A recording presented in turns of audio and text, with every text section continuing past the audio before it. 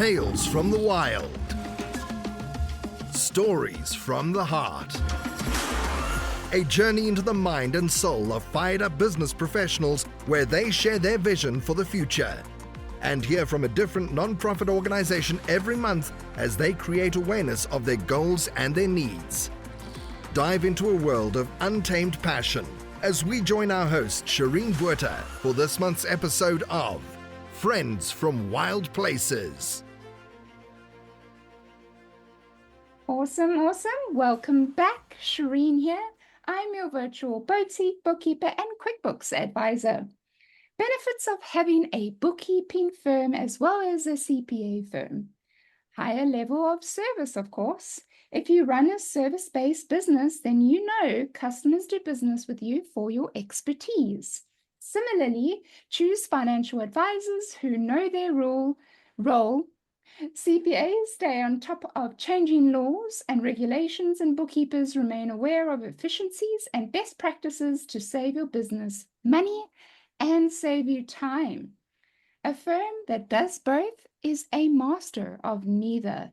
Call Shireen's Bookkeeping Services today. If you want to know more, please go check us out at www.shireensbookkeeping.com and allow me to keep your books clean so you don't have to. Welcome back. You are listening to Friends from Wild Places with myself, Shireen, and my co-host, Tanya. Tanya, would you mind telling our listeners a little more about our extra content we are making just for our subscribers? Yes, well, good morning, everyone, listeners out there. So we have a special edition of bonus content, which is unfiltered, unedited, a little bit diving deeper into subjects that we don't put mainstream. It is behind a paywall for as little as $5 a month. You too can listen to content, and you can also drop us a line. We'd be happy to pick a topic that you'd like to hear more about. So some of the issues that we've talked about are struggling with addictions, not feeling good about ourselves, core beliefs, imposter syndrome, all the things that kind of affect everybody, all walks of life and all genders. So here we are back together again at Friends from Wild Places.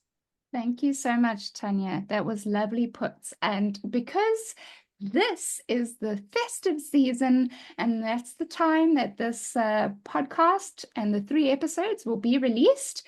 So we have a very special edition, and we'd love to introduce our guest for today's episode. And her name is Barb Herrera, a retired wife who has struggled with her weight since she was 7 years old. 2.5 years ago, she weighed 405 pounds, and today she weighs 145 pounds, all with using the GLP-1s, Trulicity, and now Mounjaro, which she'll tell us more about if you don't know what that means or what that is. Her life has been transformed, and she is on a mission to show those of any size that there is hope. From bedridden for a decade to her morning walks of 5 miles, she has been able to do this with medication and a lot of hard work. She is in a life she never knew was possible. Welcome, Barb. It's so good to have you on our show today. Thank you. Good morning, Shireen and Miss Tanya. Good morning, Barb. Super excited to hear about your journey and just to kind of guide our listeners and ourselves through who you are and what your mission has become. Thank you. I'm excited too. Yes, thank you, Bob. So as a little icebreaker, myself and Tanya, we are true crime enthusiasts. We love to chat a little bit about the latest trials that are going on as we speak. And so one of them, which we've been following for quite a long time, as it's been dragged out for quite a long time, is the case with Brian Kohberger. It is currently the trial of Kohberger, who was charged for killing 4 University of Idaho students in 2022, has now been set. So the trial will begin on the 11th of August, 2025, and continue through to November 7, 2025, according to a scheduling order issued by the state of Idaho. It has been scheduled to start in June 2025. The hearing dates will be held before the start of the trial. So on November 7th, 2024, there will be a hearing addressing motions challenging the death penalty as a possible sentence. That's obviously if Kohberger is convicted. So the prosecutors have previously said they plan to ask for the death penalty if Kohberger is found guilty. So it is very interesting because, and I'll tell you why. First of all, they are saying that if the option of the lethal injection is not possible because they are struggling to get the chemicals in for the lethal injection, they would like to do the I just lost firing squad. Now, I was taken back by that because I did not know that the firing squad is still a thing. It's still being carried out. And so I was quite shocked at that. And so I thought that would be quite cool just to discuss the question of whether or not you actually believe in the death penalty, if you're against it. So that's the question. That's all we're going to just discuss. Tanya, go ahead. So, as many of our listeners know, my background is in criminal justice and criminal forensics. And what's interesting about the judicial system and legal system here for penalties in the United States is it's usually state specific. So, meaning that what you commit a crime in one state and whatever punishment is, it could vary from state to state. So, there are states that have the death penalty, other states do not. And there's so many factors that go in as far as appeals, even if it is quote unquote said that this person is to be put to death by lethal injection or by some other alternative means. A lot of times the attorneys, they will do appeals on top of appeals. So even though somebody is sentenced to death, it may or may not occur in their lifetime.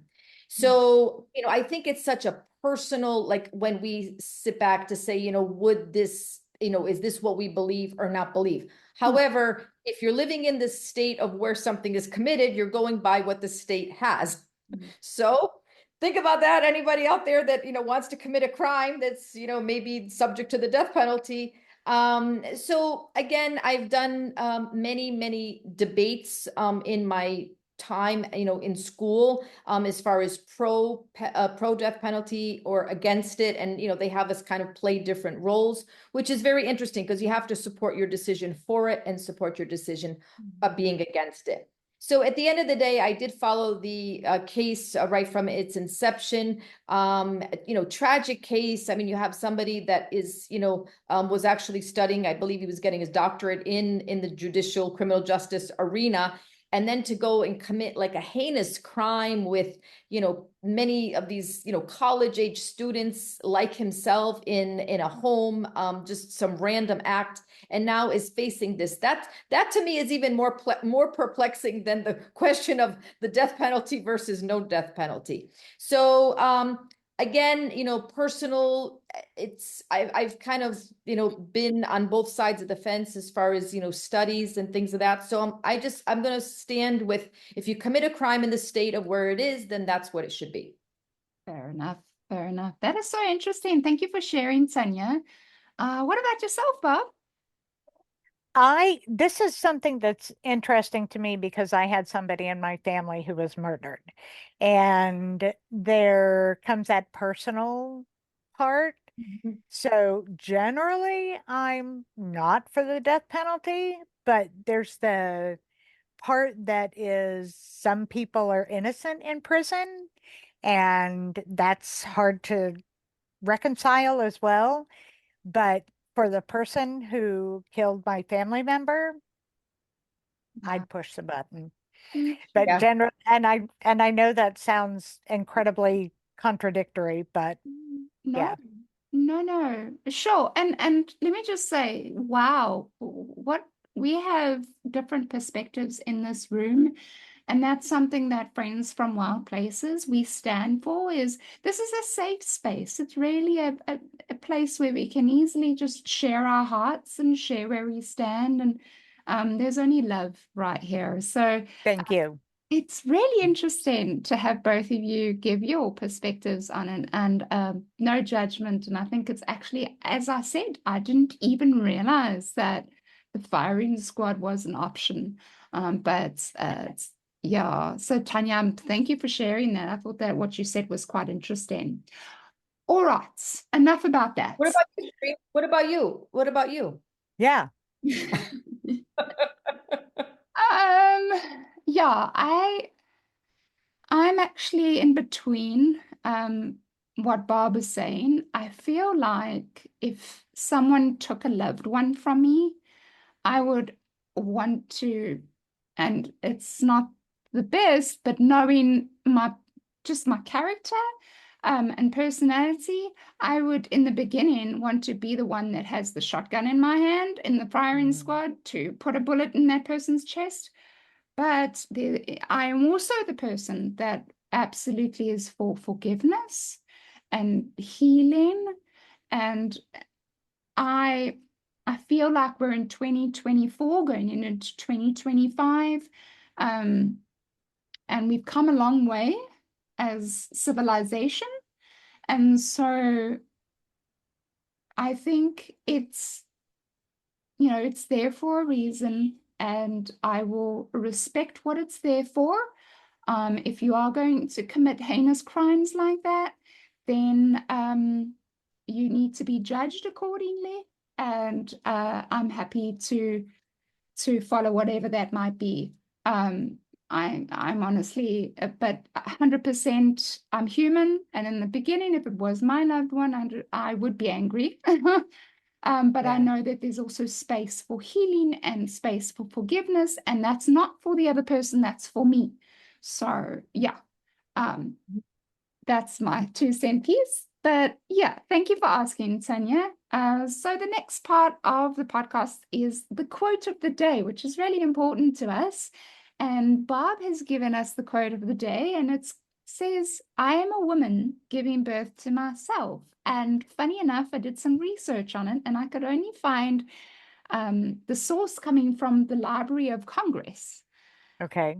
Yeah, so I'm interested, Bob. Could you tell us where you've heard this quote from and also what it means to you? It is from a play that but I heard the quote a long time ago. I was probably 17.